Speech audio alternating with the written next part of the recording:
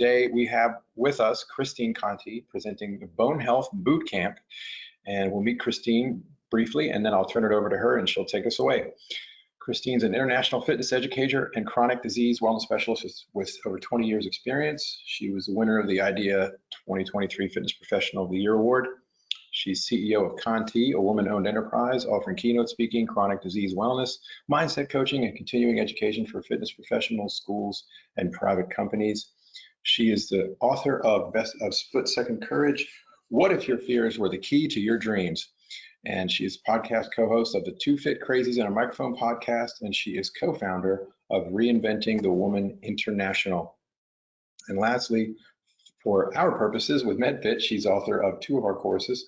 She's the sole author of the Arthritis Fitness Specialist course, and she's co-author of the Orthopedic Fitness Specialist and also on the Eating Disorders course, what fitness pros need to know. So I'm turning it over to Christine now, and I'm gonna disappear and let her have the stage. Over to you, Christine. Thank you so much, Jonathan, and happy 2024, everyone.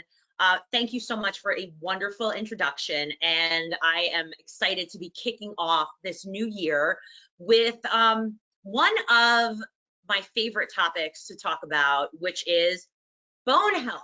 And yes, this webinar is called Bone Health Bootcamp because it is super important for every single one of us, whatever your age, whatever your fitness level, man, woman, I don't care. Your bone health is really important.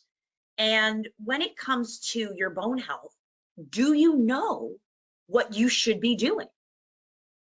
And I guarantee that if you are a fitness professional or you're a medical fitness professional or a person, someone might have asked you a question in the past about, hey, what do I do to strengthen my bones? Or I'm really worried about breaking a bone or my bones becoming brittle, or I saw what happened to a grandparent or someone who broke a hip, and I saw what that did to their life and their independence.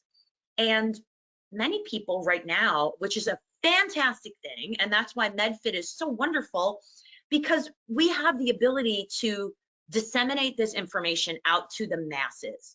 And I believe that the more we talk about it and the more we make this normal, the more we're going to help people. And gone are the days where we're going to be afraid about getting older and afraid about exercise, that evil word. And the more we're going to be able to start talking about movement and being active and what does it mean to live an active lifestyle, because that is what we need to talk about today when it comes to Bone Health Bootcamp. So if you think that I'm going to make you do backflips and burpees and that's what it is, it's not the case at all. And I'm going to be showing you some, I'm dressed up for all these webinars, so this is like an exception.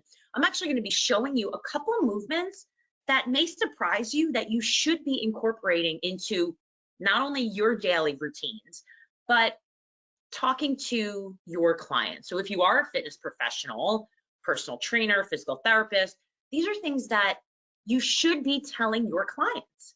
And I'm hoping that if you have not been doing this, this is a great reminder. So some of the things we're going to talk about today, you might say, oh yeah, I know that, but you know what? I guarantee that there's a lot of things that we know what we should do, right? But we don't always do it.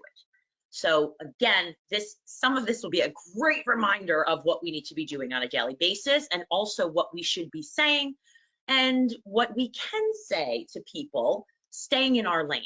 So depending on whether you are a doctor or an RD or a physical therapist, it varies. But for today's purposes, let's talk about bone health. Let's talk about a little boot camp of what we should be doing in 2024. So I'm going to go ahead and share my screen. Oh, this is Bone Health Bootcamp, all right? And let's do it. We're going to get right into it. And real fast is that I always like to give a little context to why, right? What's your why in life? And for those of you that don't know, when I was age 30, I was diagnosed with this, kind of life-changing disease pretty much. And it made me have to step back and say, what is fitness? What is important? What does it mean to be healthy? What is this word longevity? And what is the difference between a lifespan versus a health span? And that's great. You want to live until 90? Awesome, me too.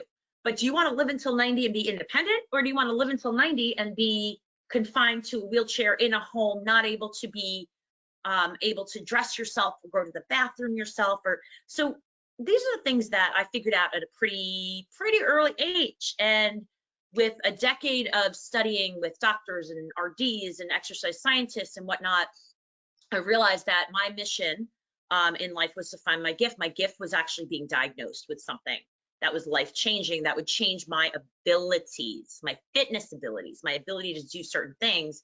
And then realize that my purpose in life, with everything that I've learned, was to give it away. So when I talk about bone health, it's a lot of things that may apply to you if you have arthritis or a chronic illness, or you're in chronic pain. Or maybe, you know, you or someone you love has arthritis, has Parkinson's or Alzheimer's or ALS.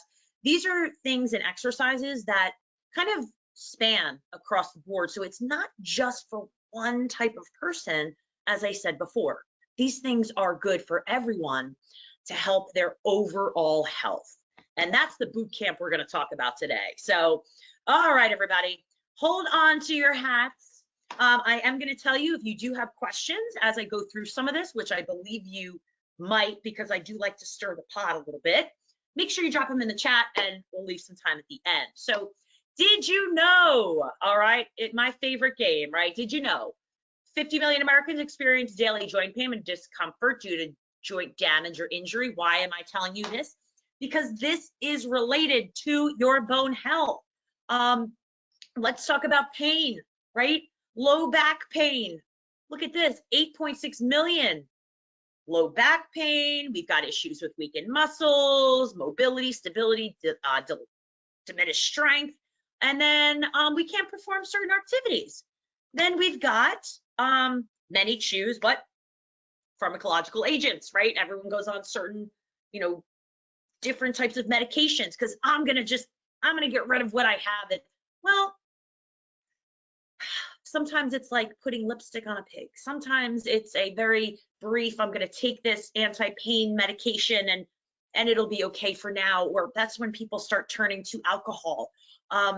These are things that is real. These are really real things that are out there right now, and you're gonna deal with them with your clients. And many people are just gonna say, not gonna do anything because my back, my hip, my neck, yep, nope.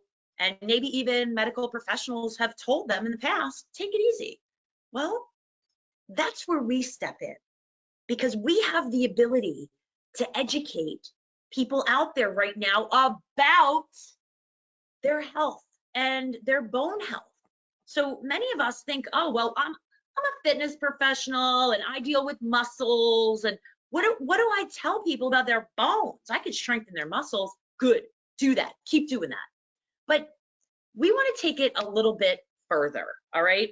And we want to prioritize client bone health as well as the muscles and overall well-being. So let's get empowered. Let's empower each other to learn some safe and effective exercises to really help our clients. And that's also through communication and educating them. So that, in a nutshell, is what's going to happen. And the first thing, very straightforward, I want you to take a look at this. All right, what are the most common signs of osteoporosis? We need to tell people this. All right, you need to commit this to memory. I know I just put it out here, but ask people when you do a client intake form, or when you're talking to someone, ask them, hey, notice, have you lost any inches, centimeters, whatever metric you use? Really important. Look at their posture. Are they hunched? Do they have kyphosis, right? Is this what's happening to them? Do they experience that lower back pain, all right? And again, collapsed vertebrae could, okay. And then easier than usual bone fracturing. Now, I'm hoping that they haven't had a lot of fractures that they're going to tell you about, but it is something to be aware of. These are the questions, these are the observations we need to start with, period, the end. So gone are the days where, hey, come on in, let's do something. It's nope. I want to take a look at you. I want to look at your posture. I want to look at your alignment. I want to look at your hips.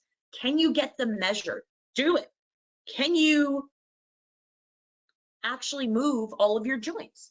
And I'm going to take you through this in a little bit because these are really simple things that we need to do to assess and then move forward with our bone health. So very quickly, here's your science behind it. All right, so healthy bones. All right, what happens? I love this. It's a delicate dance, right? Of breakdown and rebuilding. It happens all the time. And in osteoporosis, the cells responsible, right, for rebuilding, that's the osteoblasts. You might have heard of this, maybe not. When they cannot keep up with destructive cells, those are osteoclasts. What happens? Bones get weak and fragile. Okay, so here we go. So we need a healthy balance. And where I want to start is why. What's the why? And I need you to be able to clearly explain this to your clients, to your friends, to your family, to your loved ones, to yourself. You need to know this. So several factors. Low vitamin D. Okay, where do we get D from? Sun, but safe sun exposure. Okay, that's very important to say. Again, supplements are something else as well from foods. Estrogen deficiency. I am talking to you women right now who are perimenopausal, premenopausal, menopausal, postmenopausal, all of them. I'm talking to you because your hormones are going to affect your bone density. Okay, you need to make sure if you are you're perimenopausal, menopausal, go get a bone scan, go get checked. Super important, and to see where you are. What is your bone health like? And it is not something that you should be ashamed of or think it's something that you need to do. And it depends, you could do this in your 40s, 50s, 60s. You should have this done.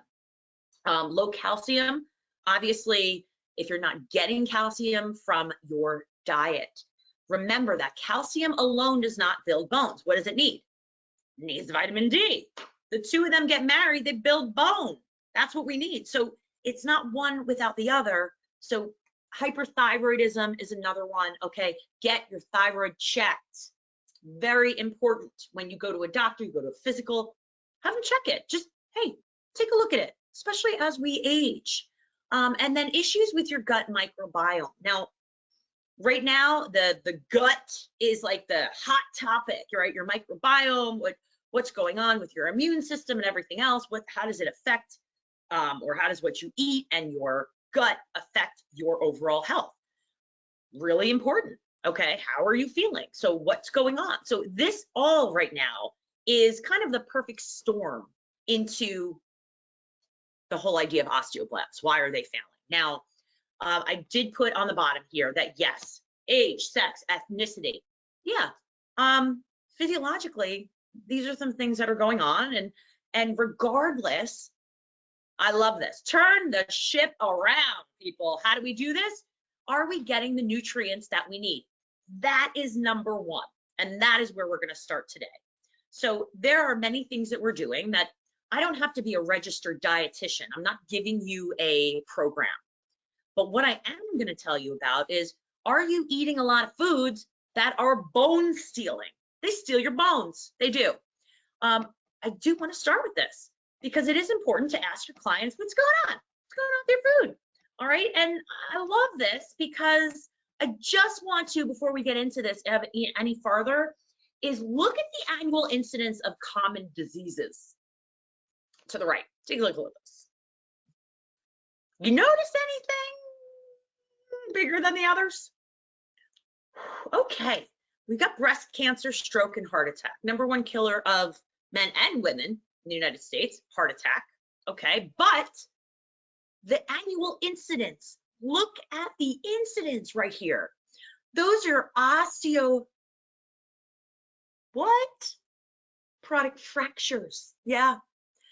Notice we've got the hip, the vertebral, right? A lot of fractures in that back. People fall. If it's not a hip, fracturing vertebrae. the wrist, we put that hand down. Pelvic fractures are in there as well, and then others. Okay, you get creative right here. I am looking at that number of vertebral fractures and also combined with the hip. That's a big number right there. And I just want you to be aware of what happens to someone when they fracture, say the, pelvis, any vertebrae or a hip. What happens to their independence? What happens to their ability to move? What happens to the muscles around those bones that help stabilize that?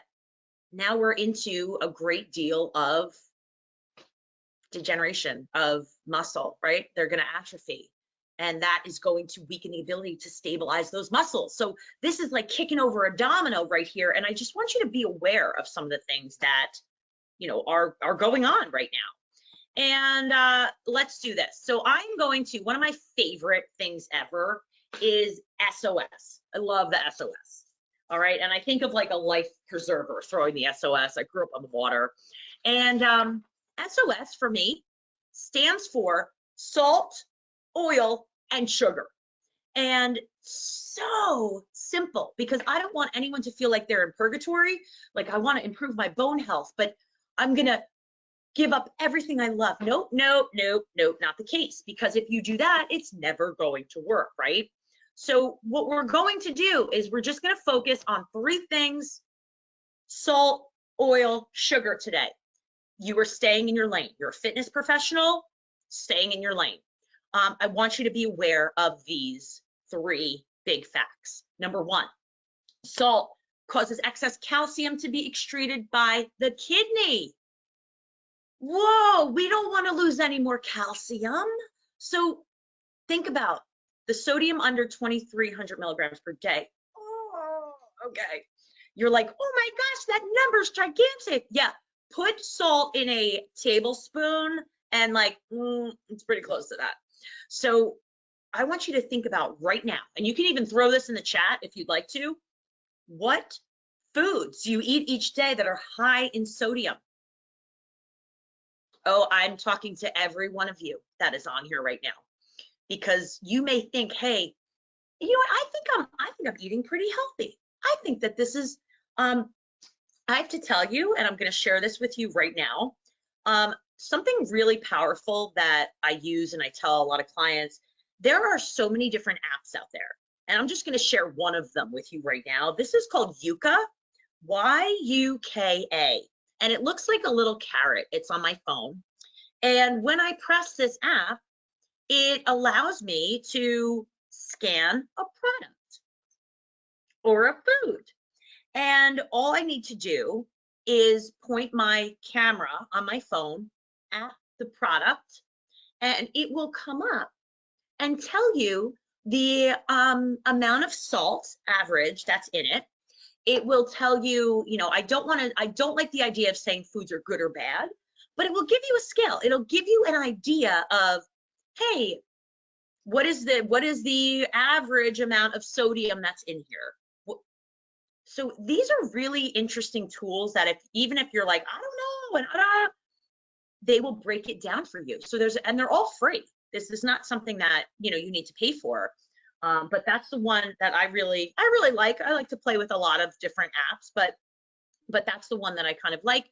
Y-U-K-A, Yuka, looks like a little carrot on the screen. But you can actually scan packages. So again, just another piece of information. Think about the salts that you were eating. It could be, hey, I'm having these great canned vegetables, and now, oh wow, look at the sodium level in them, and I thought vegetables were healthy. Okay, so that's your S. So there's your salt for right now. Let's go into the O, which is your oil, okay? Wow, I know, I'm ruining things for you. You're like, I thought this was just for, no, it's, yeah, osteoporosis is bone health we're talking now too. Omega-3, monosaturated fats, yes, there's health benefits, I love it. Okay, they produce inflammation in your body, and inflammation on its own is tied to a lot of other issues, okay? But the omega-6 six fats, they target your bones. I know, I said it. Please make sure, all right? I love the Evo, the extra virgin olive oil, but I do want you to understand that a lot of these oils also target the bones.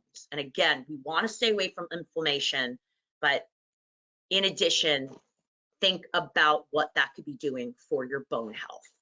All right, and finally, this is my downfall. I don't know about you. The sugar, I know. Sugar is inflammatory, period. Period, exclamation point, yell it. Okay, what's very interesting, and we don't always talk about, is that sugar changes pH in your body, which increases your cortisol levels. That's your stress, right? Stress hormones, and reduces calcium absorption.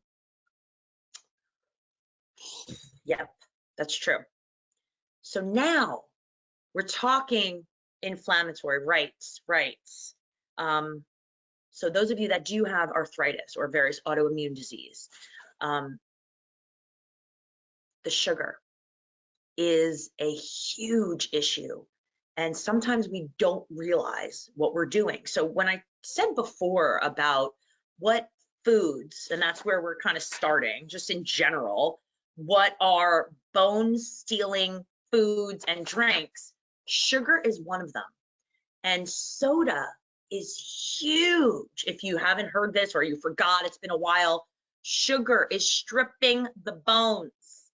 Your alcohol, what does alcohol turn into? Glucose, your sugar, right? And I just put down creamers because there's so many little sneaky little things that we eat in our diet that we don't realize.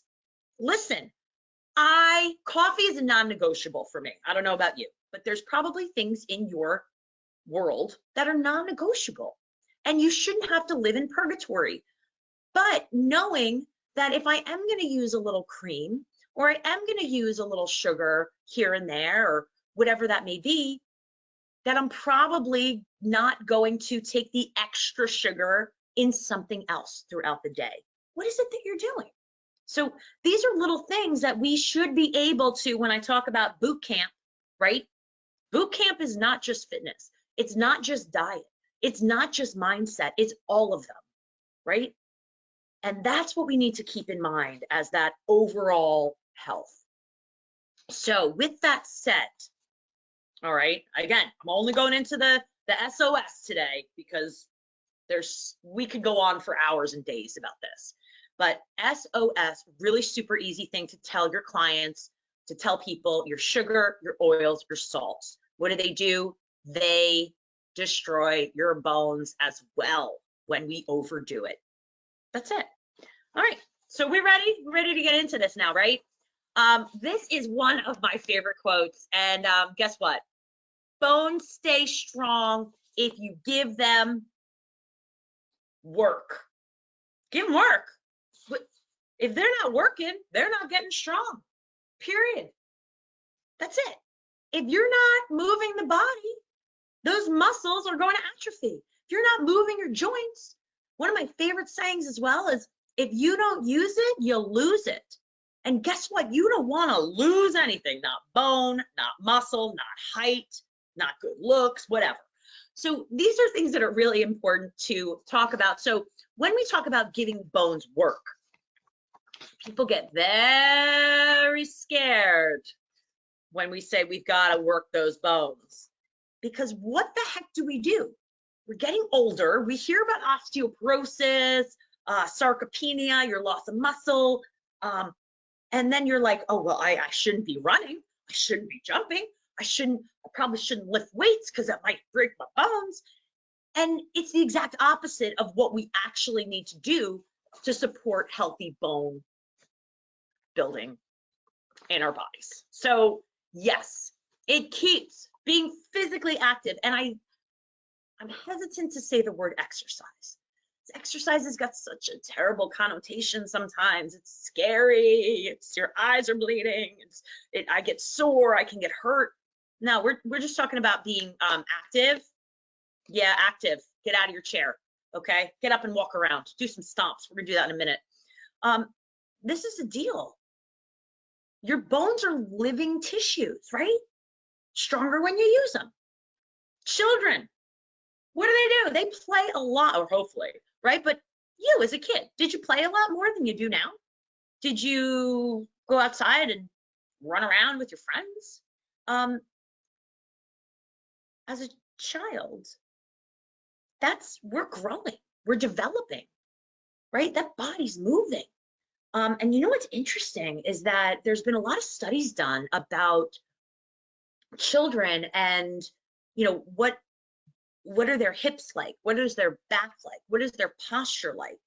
And up until they're about, I don't know, let's say 7 or 8, they've got many of them have really good posture. Many of them have really great alignment in their body. And then what happens about, 7 or 8? They're sitting. They're in school. They become sedentary. And then what do we teach people, right?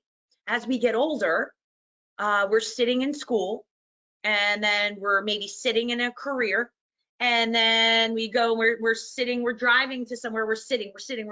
Everything's sitting. It's like we're rushing around to get to the next spot to sit.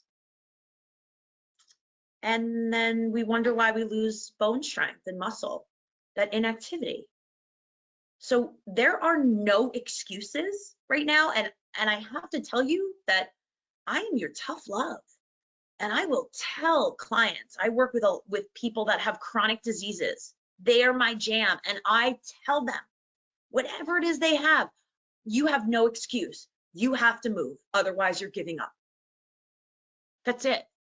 And it's a tough conversation sometimes, because people do experience chronic pain. They do have days where they're like, I can't. And you don't have a choice. You choose to live, or you choose to give up. And this is what this is about. So when we talk about Bone Health Bootcamp, you're still doing these. The squats, the hinge, the lunge, the push, the pull. These are functional foundational exercises. So if you are in any sort of fitness profession, movement profession, you know these, you do these. This is not new. I'm not giving you a, reinventing, your, wow, this is so amazing. It's not. These things have to be done. So if someone says, oh, my hip, my this, my that, if you're not teaching a squat, if you're not promoting the squat, it could be a body weight squat, you are not promoting independence. You are not promoting bone health, because there are movements that our bodies need to do. We are people that are mobile, right? We're ambulatory people. That is it. We're not meant to just sit in one spot. We don't do these movements, the body's not going to work. The hinges, how are you bending over, right? Think about all of your joints right now. We need stabilizing muscles, and the stabilizing muscles help hold those bones into the right spots. These need to be done, period, the end. And when you think of pushing and pulling, yes, there needs to be weight involved. Can there be some movements where we are just pretending, right? Where we are taking some time and pushing, engaging all the muscles, contracting those muscles, conscious resistance, right? Conscious resistance is great. Does it make up for actual resistance? Debatable. So in life, I like to say whatever it is that you're doing in life needs to be done. That's bone health. And if you're holding a grandchild or a child or a pot or lifting a bag, that's it. We need to be doing this all the time. So let's take a look very quickly. Weight bearing and muscle strengthening, moving against gravity while we're staying upright. That's it. That's what we're doing. And some of the things that I want to go over, we should be jumping. We should. I'm going to say it. I'm going to say it right now. We should be jumping. All right. And jumping doesn't have to be like, oh, all the way up in the air. Jumping could be just a little hop, just a little hop. And if you could, if you are standing right now, if you are seated, I actually invite you to get up for a moment. Invite you to get up. And the first thing I want you to do is just lift and lower your heels. Lift and lower your heels. Now, you might think, okay, I'm lifting and lowering my heels. Wow, this is great for my calves, right? Like this has got to be good for our bone strength. But what do we need to do? We actually need to have some sort of resistance, some sort of motion. So instead of this, can you give a little hop? Now, I do want you to have your knees slightly bent, but just a little hop is giving those bones, actually, that is our bone health. That is what's helping our bones. While the lifting up and down of the heels, yes, but we don't have that stomping motion. So instead of just lifting a knee up and marching, what I need you to do is actually pretend that you are stomping a bug, and a big bug, not an ant, okay? Big one, all right, all the way down. So I'm trying to get a visual right now as I work with my clients of stomping down. That is gonna put that kind of that pressure, right? That's gonna give that pressure on that bone. Now, I'm not stomping so that, you know, my back is killing me, but I'm really putting that pressure into each heel, which is going to put that pressure on that bone. And that is what we need in order to improve our bone health. So I'm going to go on with this in a moment, but I am going to ask you to feel some of this. And that's what practical application is all about. So before we go any further into this, what I'm going to ask you is, I love to start out with a full body kind of assessment very quickly. And if you want this, you can totally reach out. I will happily, give you notes on this as well. But why I like to do this is because, did you remember we talked about cortisol before? Remember that? And we had said, sugar and cortisol and stress and, okay, well, here's the issue. If somehow this cortisol and stress like inhibits, calcium and, absorption and bone, this is the issue. We need to get rid of stress before we start. Yeah, we do. One really easy thing that we can do, and I'm just going to back up for a moment. I'm going to put my shoulders down, chest lifted, abdominals engaged. I'm going to check my posture. I'm going to check my posture, right? Because many times, what do? We see people like this, all right? And their back, this kyphosis, the tight chest, the head is forward. So now we're putting that extra weight right on that cervical spine. Oh my gosh, this is awful, right? This is stress. You're stressing your body unnecessarily.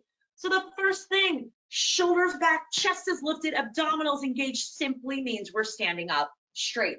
Notice there's a natural curvature in your spine, so we're not like all the way forward. We're not trying to stand like a board. Natural curvature, but shoulders are back and down. That's it. Get rid of that stress first. The next thing I want you to do, and yes, I need you to do this every single time. I know I'm yelling. However, it's that important, is to just stand here for a moment, feet about shoulder width apart. You've corrected the posture. Let me jump in. Hey, Christine, it's Jonathan. Sorry to jump in. I just want to let everybody know, if you want to make Christine larger on your display, at the boundary between her camera display and her screen share, that big horizontal bar, you can hover your mouse over it and you'll see a bi-directional arrow. You can drag that slider down. It'll make her larger and her screen smaller, just in case anybody's looking at a very tiny version of you doing these things and wants to make it larger. Okay, I'm back to quiet mode. Thanks, Jonathan. All right.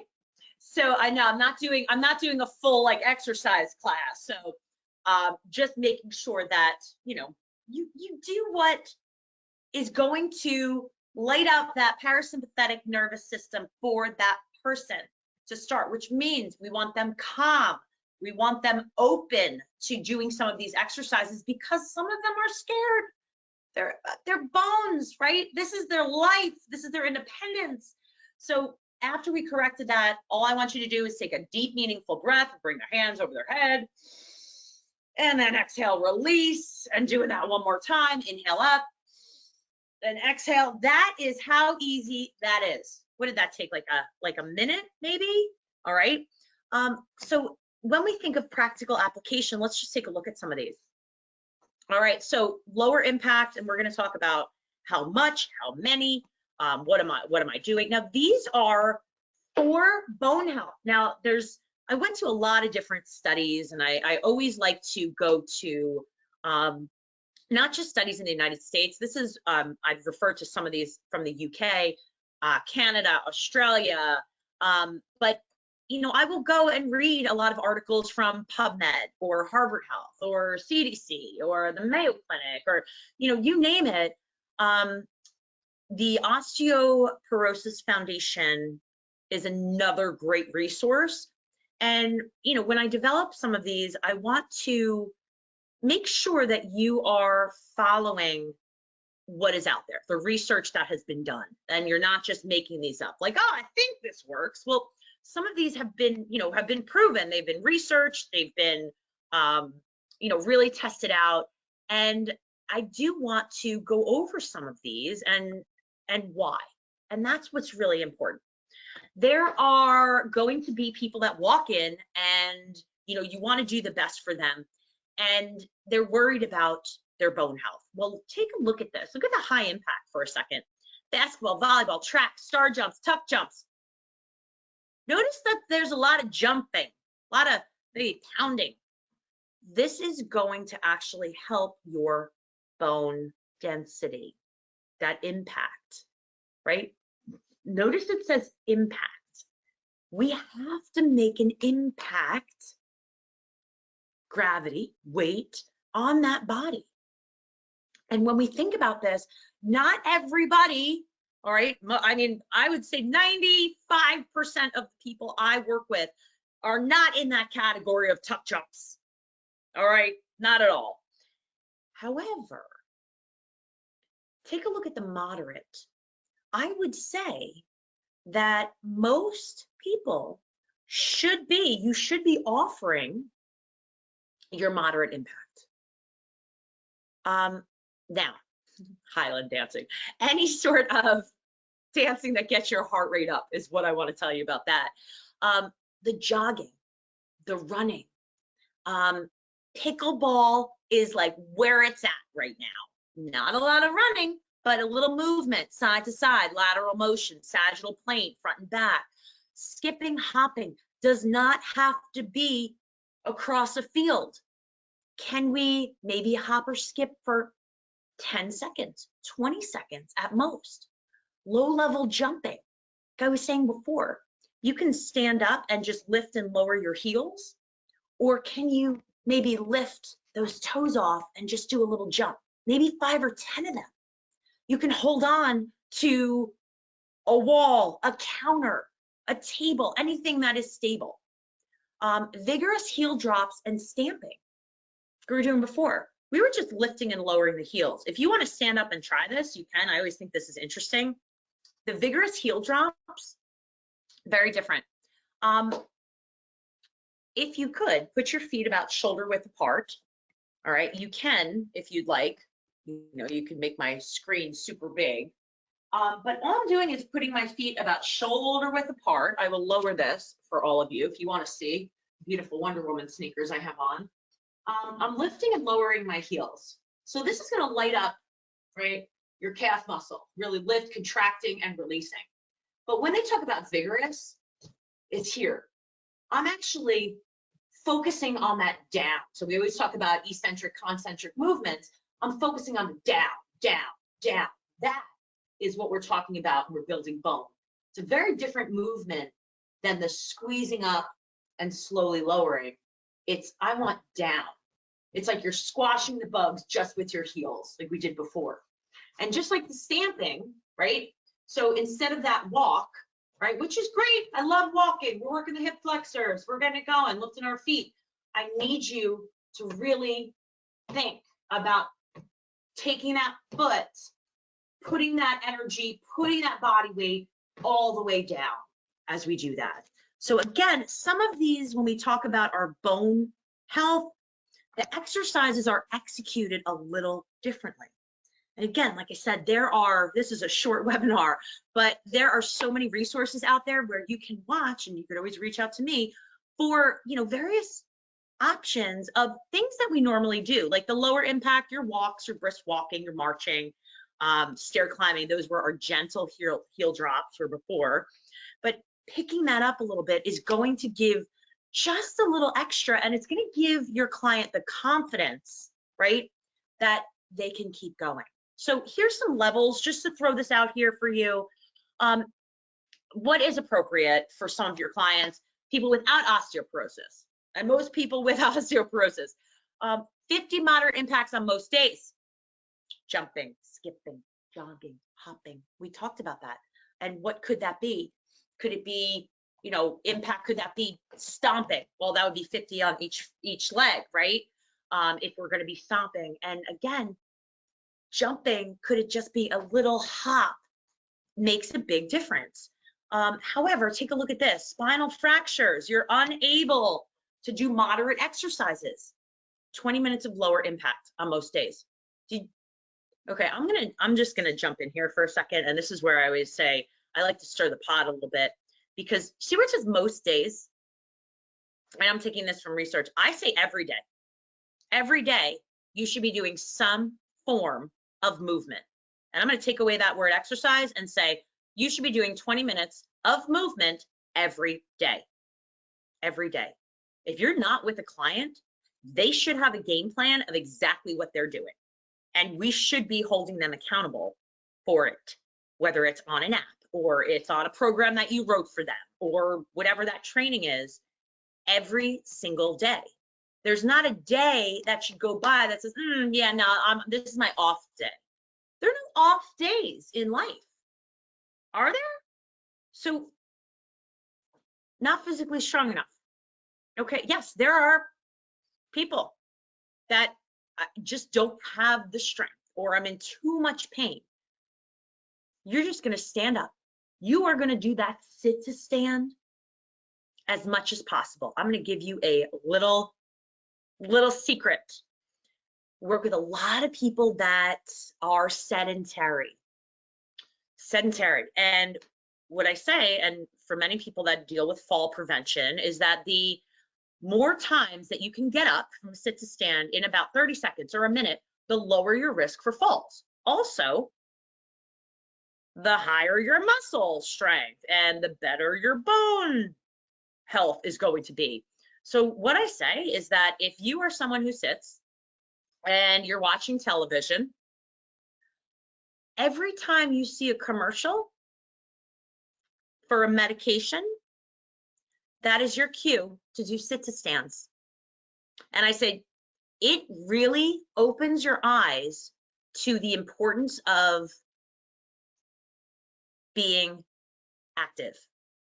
Because as soon as you start to say, oh yeah, Christine told me every time I see a medication commercial, it's 30 seconds long, I should do sit to stands. Yeah. Oh yeah. Yeah, you're going to start doing a lot of sit to stands, and you're going to realize that you don't want to be on these medications and whatnot. It's just one of those little eye-opening things, but it gets you to do a little extra and say, oh yeah, that's my cue. You listen to the radio, again, are there advertisements? Is there something throughout the day, is it a timer on your watch? What is it that you can give someone as a cue? Because those are just as important to get yourself started when it comes down to, all right, what can I do for my bones? All right, so going on for today, let's talk about a couple things that I think are really important that we should be telling our clients. We should be using these all the time. Number one is the bands. I love the bands. As someone who works with a lot of arthritis, fitness, many people have issues with their hands and their wrists. Put the bands on. All right, people don't have to be lifting actual hand weights. Put the bands on. Put them on your thighs.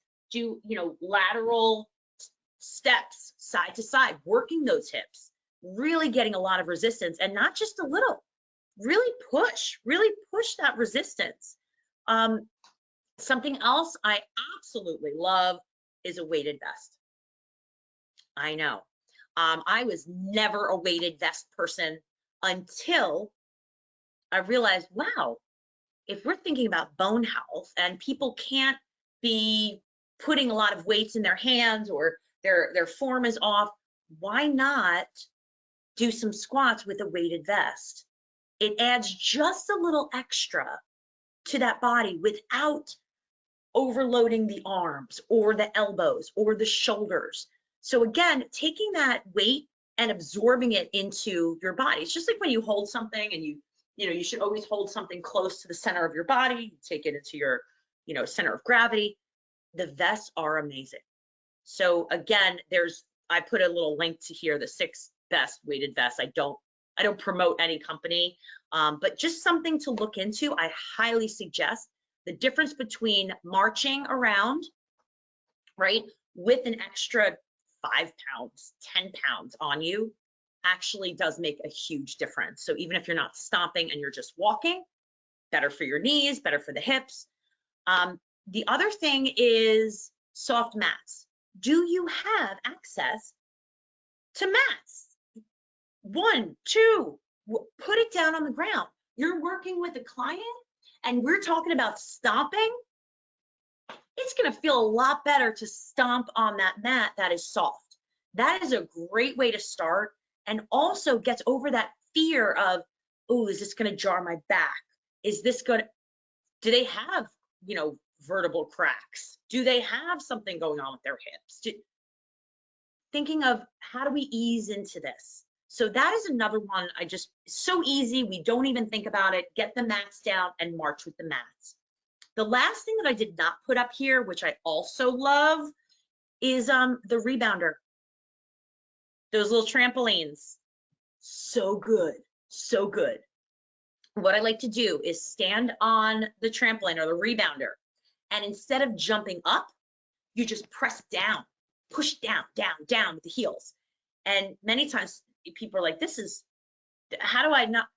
You get them to press. I put my hands right on their shoulders and press down. So they get an idea of what that means to get that weight down through their heels, which gives them great resistance, which puts a little extra pressure on that body. Another great way for you to kind of instill some of this where you're not getting that great pounding on the body, but working the bone. So bone health checklist, and I'm looking at the time right now. This is going to kind of take us to the end, and I'll take some questions, but it's never too late and never too early. This is your checklist if you want to, this is in the notes, reducing your risk of osteoporosis and broken bones. So number 1, healthy body weight. Said it, there it is. Underweight or overweight increases your risk. Yes, BMI does make a difference. I have a little calculation right here. Yes, nothing is perfect with body weight, and I don't want to completely harp on the BMI of 18 or over this. Or how do you feel? Are you able to move? Are you able to sit to stand, push to pull? Do you walk a whole bunch? These are things that, are you out of breath when you're going up the stairs? I want you to assess yourself. I want you to ask yourself how you feel. And if you are at an unhealthy weight, you're probably not going to be very active, right? Therefore, you're more sedentary and you're more likely to develop osteoporosis and brittle bones. Hand in hand here. Active lifestyle, we said before, your bones are living tissues. They get stronger when you use them, right? Which is why we try not to eat foods that eat the bones, all right?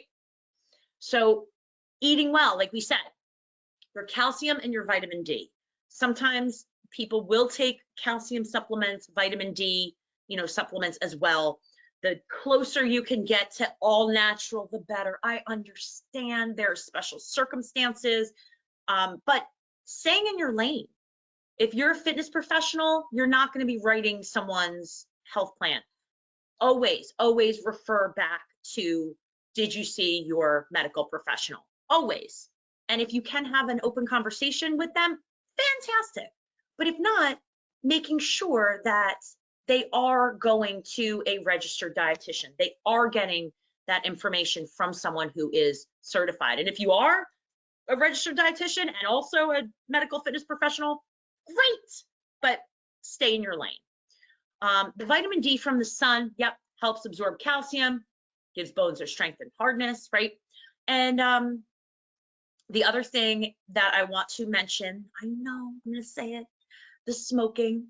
What does it do? It slows down the cells that build bone in your body. There you go. All right, especially post-menopausal women. I'm talking to you right now. Much greater increased risk of osteoporosis and breaking a bone. Now, men, you are not getting out of this, but it's just a higher chance for post-menopausal women. That is all I want to say about that. The other last couple, alcohol's in moderation, obviously. Again, we don't want you to live in purgatory, but just be aware. And people think, well, what is it? Is it, am I gonna, what does alcohol do? Well, alcohol is sugar, number one, we know this. But the second thing is that people drink and they get off balance and tipsy. And if you have weak bones to begin with and poor balance and your muscle is not very strong, you're going to be more likely to fall. And that is huge because most people, hey, if you're going to be falling over, you lose your balance, you put your hand out. But if we don't have that coordination and that balance, Christine, what's the best way to avoid getting hurt when you fall? Don't fall. I know it's inevitable, but there's things we can do to reduce our risk, including our balance and coordination, like I just said. So what are we doing? We are moving every single day. What do you do to improve your balance and coordination every day? What is it? Are you marching? Are you standing on one leg a little bit? Are you going up and down stairs? What is it? Are you listening to music? All right. I'm going to throw it out there to our lovely host, Jonathan Ross, because there is one thing that you can do that lights up more parts of your brain than anything else. And that is listening to music. Okay. That is snapping along. That is clapping along. And again, these are little things that we can tell people, why not play music? And when you're home, all right, right between when you're standing and sitting for those commercials to improve your sit to stand, why not snap along every time you hear music? Snap along. Next time, clap along. So little things like this could make a big difference. And last but not least, before we get into questions, this is my information. It's on all the notes in the handout. So, if you want to get in touch with me and any other questions that you don't want to, you want to take offline, I'm here for you. I am very Googleable, is what I've been told. Easy to find, and I'm happy to help. So with that said, I think we have a couple minutes left. Jonathan, I am throwing it back to you, and I hope everyone has a little kind of information in their head that maybe just refreshed your memory about improving our bone health, and not just exercise, just activity. What do you like to do? Very good. Okay, let's dive into the questions. Let me get one. I've got a couple good ones here, awaiting your response. And okay, let's see, there's some good ones here. A couple more have come in. We've got, so Gary's asking, why do a high percentage of pelvic fracture incidents create death? Oh, this is such a good one. All right, I'm gonna be quick on some of these. So Gary, what is really important, so pelvic fractures, hip fractures, anything along those lines, what happens, and oh my gosh, I think I want to say off the top of my head, I can't remember the exact percentage, but it was about like 25% or higher of people that have pelvic or hip fractures literally pass away within the first 6 months. And what happens with that is that normally it's older individuals, and normally they then lose their independence.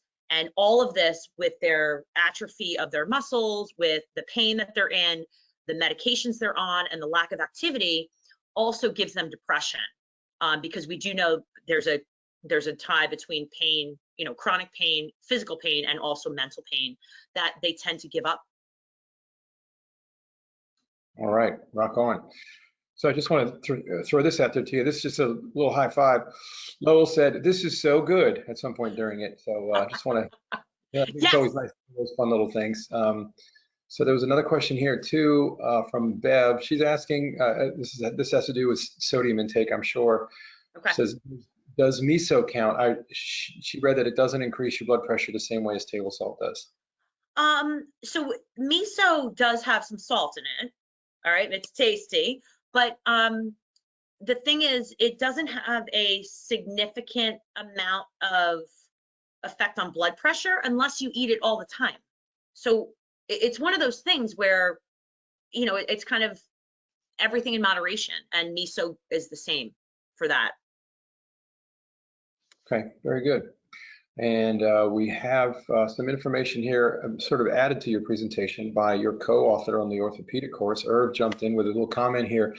He's essentially wanting us all to know that multi-directional movements, such as we experience when playing soccer, basketball, tennis, or just chasing your dog or your kids around even, would have some pretty big benefits for bone health as well, because they're in fact, potentially more beneficial is what he's saying, because they're multi-directional. So they give different lines of stress across the bones, and stress them in different directions and different magnitudes of forces. So just I'm kind of adding to the content there. No need to comment, not really question. Thanks, Irv. Appreciate that if you're still listening.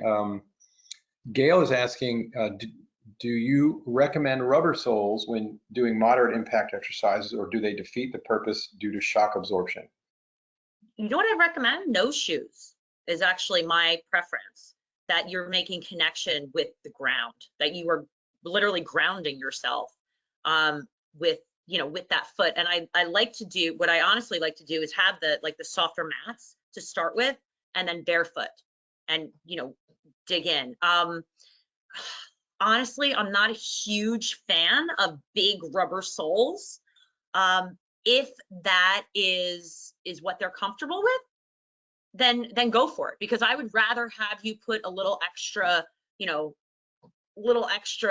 pressure into that foot. And if you feel more comfortable to start with the rubber sole, then I would say use it. But again, I really want you not in a big sole. Understood. Yeah. That's kind of a neat way to think about it, though, that what you said about having someone maybe stand barefoot on a cushion mat, it gives you some of the same benefit of the cushioning, because going barefoot is something that people probably need to gradually step into, especially if they have an adult body weight and they've never done that. You're taking a skeleton that's never had that experience, and now you're suddenly at adulthood throwing this full body weight impact at the skeleton, so that you get the tactile benefit of being barefoot, but you still get the cushioning from the mat. But yeah, I mean, going barefoot, I think our job as professionals is to tell people to tread lightly into that world and just go slowly and adapt to it, because a lot of people jump into it too quickly, and so it can be problematic if we do that. Last, let's see, I think there was one more. Oh no, actually it was just a comment from Patricia. She saw the 4-arrow icon. Yeah, I think we're just about done here. So Christine, I'm gonna let you close if you have any parting sort of lasting thoughts you want to leave everyone with here.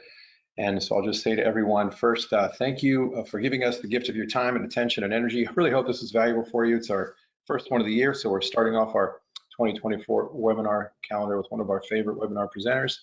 And be sure to sign up for future ones as well. Thanks for your time. And Christine, I'm going to turn it over to you for any closing bits of wisdom you want to drop in anybody's ears as their last memory of the webinar. Remember that everyone that comes to you as we get older, and we're older since this webinar started, that we all are on that fight against losing bone and losing muscle. And the best line of defense is activity. And if you could provide a little bit of information, a little bit of motivation, and tell everyone the importance of movement, and be that role model, be open to them, and celebrate every single little thing that they do, it may not only change their life, but it also may save their life. And that is you.